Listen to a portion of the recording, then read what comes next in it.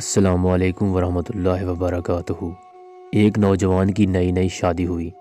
وہ اپنے والد کے پاس جاتا ہے کہ اس کے اس نئے ازدواجی سفر کے لیے برکت کی دعا کرے۔ جب وہ اپنے والد کے پاس جاتا ہے، اس کا والد اس سے ایک کاغذ اور قلم مانگتا ہے۔ لڑکا کہتا ہے، کیوں ابا جان؟ اس وقت تو میرے پاس قلم اور کاغذ نہیں۔ باپ کہتا ہے، تو جاؤ ایک کاغذ، قلم اور ربڑ خرید کر لاؤ۔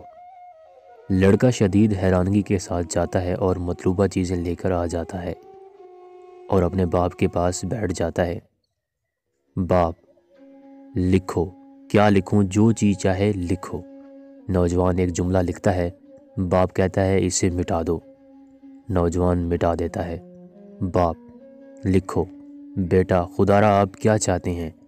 باپ کہتا ہے، لکھو۔ نوجوان پھر لکھتا ہے۔ باپ کہتا ہے، مٹا دو۔ لڑکا مٹا دیتا ہے۔ باپ پھر کہتا ہے، لکھو۔ نوجوان کہتا ہے، اللہ کے لیے مجھے بتائیں یہ سب کچھ کیا ہے؟ باپ کہتا ہے، لکھو۔ نوجوان لکھتا ہے۔ باپ کہتا ہے، مٹا دو۔ لڑکا مٹا دیتا ہے۔